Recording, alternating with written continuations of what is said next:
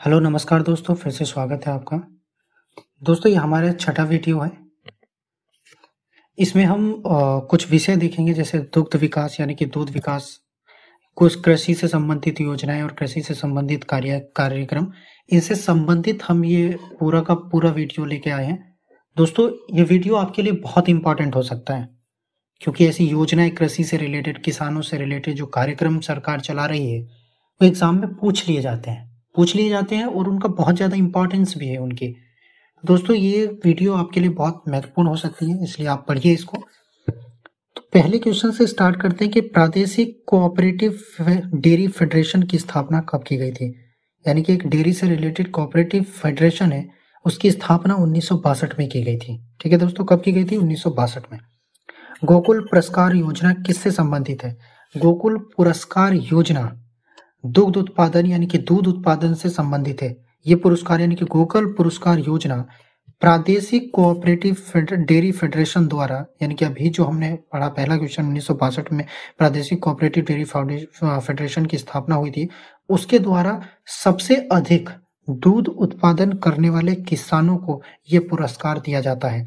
इस योजना के तहत ये पुरस्कार दिया जाता है। इसमें राशि 51,000 रुपए के आसपास दी जाती है। ठीक है दोस्तों। तीसरा क्वेश्चन है, प्रदेश में चकबंदी योजना कब से लागू है? 1954 से चकबंदी योजना लागू है दोस्तों। इसमें कुछ नोट्स हैं, देखते हैं कि मुजफ्फरनगर जिले के कैराना तहसील और सुल्तानगंज जिले की मुसाफिर खाना तहसील में प्रयोग के तौर पर चकबंदी योजना की शुरुआत की गई थी 1954 में। उसके बाद 1958 से इसे पूरे देश में लागू कर दिया गया और इसी के लिए चकबंदी विभाग का भी गठन किया गया। ठीक है दोस्तों। अगला क्वेश्चन देखते हैं, एंटी भूमाफिया टास्क फोर्स का गठन कब किया गया था? तो इसका गठन किया गया था 8 मई 2017 को। देखिए दोस्तों, एंटी भूमाफिया टास्क फोर्स के जो अध्यक्ष होते हैं वो डिस्ट्रिक्ट मजिस्ट्रेट यानी कलेक्टर होते हैं, डीएम होते हैं। ठीक है। पांचवा क्वेश्चन है, प्रदेश में किसान मित्र योजना कब शुरू की गई थी? किसान मित्र योजना 18 जून 2001। दोस्तों ये जो जितने भी नाम स्कीम्स के आ रहे हैं ना योजनाओं के, इनको आप बहुत अच्छे से याद रखिएगा क्योंकि क्वेश्चंस में ये ऐसी स्कीम्स बहुत ज़्यादा पूछी जाती हैं। ठीक है दोस्तों। इससे रिलेटेड एक नोट्स है हमारा, किसानों को सरकार की सभी कल्याणकारी योजनाएं, उनकी जानकारी एवं लाभ आसान तरीके से पहुंचाया जाएगा। इसके लिए 2001 में प्रदेश में किसान मित्र योजना शुरू की गई थी।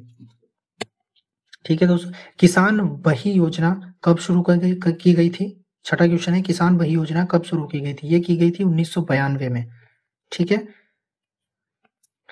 किसान वही योजना से संबंधित कुछ पॉइंट लिखे हैं, देखते हैं कि प्रदेश का प्रत्येक किसान कितनी खेती योग्य जमीन का मालिक है और उसके पास कितना भू राजस्व है।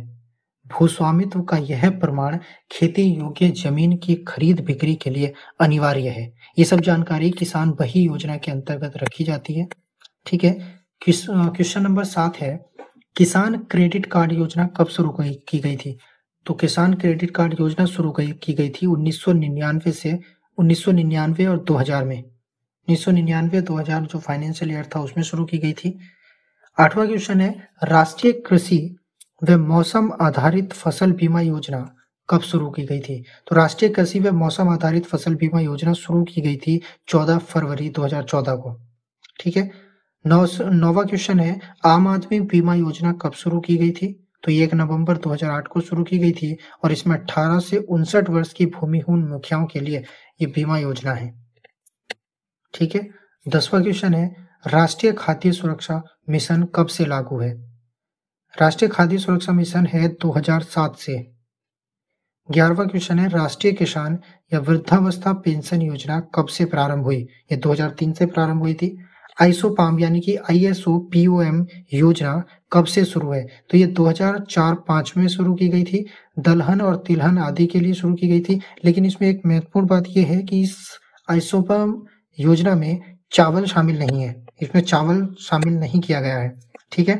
13वां क्वेश्चन देखते हैं, ग्रामीण खाद्य बैंक योजना कब शुरू की गई थी? तो ये शुरू की गई थी 2007 में। ठीक है। 14वां क्वेश्चन देखते हैं कि समेकित बंजर भूमि विकास कार्यक्रम कब से प्रारंभ हुआ?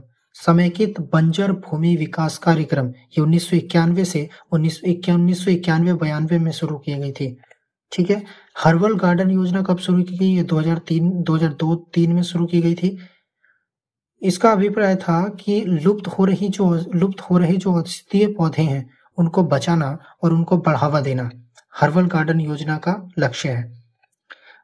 क्वेश्चन नंबर 16, 45 जिलों में चल रही जो एकीकृत बागवानी विकास मिशन योजना है, क्या कौन सी मिशन योजना?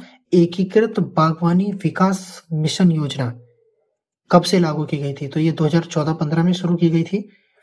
17वां क्वेश्चन है, उत्तर प्रदेश खाद्य प्रसंस्करण उद्योग की नीति कब प्रख्यापित की गई थी? 2012 में की गई थी। 18वां क्वेश्चन है, उत्तर प्रदेश आलू नीति कब प्रख्यापित की गई? आलू नीति, ठीक है ना दोस्तों, उत्तर प्रदेश आलू नीति कब प्रख्यापित की गई थी? 2014 में, याद रखिएगा। 19वां क्वेश्चन है कि राज्य में जैविक खेती के लिए मंडल के रूप में चयनित जिला कौन सा है? किसके रूप में? राज्य में जैविक खेती के लिए जो मॉडल माना गया है जिस जिले को, वो जिला कौन सा है? तो वो जिला है दोस्तों हमीरपुर, याद रखिएगा। हमीरपुर, हिमाचल प्रदेश वाला नहीं, उत्तर प्रदेश वाला हमीरपुर। ठीक है। 2020 क्वेश्चन नंबर 20, वर्ष 2022 तक कृषकों की आय दोगुना करने के लिए कार्यवाही की जा रही है। सॉरी दोस्तों, पढ़ने में थोड़ी प्रॉब्लम अगर हो रही है तो माफ कीजिएगा। मैं एक्चुअली रात भर सोया नहीं, आपके लिए क्वेश्चंस लगा रहा था, बहुत सारे वीडियोस, लगातार एग्जाम है तो मुझे भी आपकी बराबर मेहनत करनी पड़ रही है, आपको नए नए क्वेश्चंस देने के लिए, आपको इंपॉर्टेंट क्वेश्चन देने के लिए। तो सॉरी दोस्तों, माफ कीजिएगा, मेरी तबीयत भी थोड़ी ठीक नहीं है, लेकिन फिर हम कोशिश कर रहे हैं, वीडियो रोज आएगी सुबह शाम, आप चिंता ना करें। कितनी भी तबीयत खराब हो, वीडियोज आपके लिए आती रहेंगी। तो 20वां क्वेश्चन देखते हैं कि वर्ष 2022 तक कृषकों की आय दोगुना करने के लिए कार्यवाही की जा रही है। 8 सूत्री रणनीति पर कार्यवाही की जा रही है दोस्तों, 2022 तक कृषकों की आय दोगुना करने के लिए। क्वेश्चन नंबर 21 देखते हैं कि कृषकों की आय दोगुना करने की रणनीति के तहत कृषि उत्पादकता के आधार पर प्रदेश के जिलों को कितनी श्रेणियों में बांटा गया है? देखिए क्वेश्चन ये दोस्तों, ये क्वेश्चन बहुत ध्यान से सुनिएगा कि कृषकों की आय दोगुना करने की रणनीति के तहत, यानी कि जो 8 सूत्री रणनीति है, उस रणनीति के तहत कृषि उत्पादकता के आधार पर, कृषि जो उत्पादन है, उसके आधार पर प्रदेश के जिलों को कितनी श्रेणियों में बांटा गया है? तो इसका आंसर देखते हैं दोस्तों कि 3 श्रेणियों में बांटा गया है। पहली श्रेणी में विकसित जिले हैं जिसमें 19 जिले शामिल हैं। दूसरी श्रेणी है विकासशील जिले जिसमें 40 जिले शामिल हैं। और तीसरी श्रेणी है कम विकसित जिले जो हैं, उनमें 16 जिले शामिल हैं दोस्तों।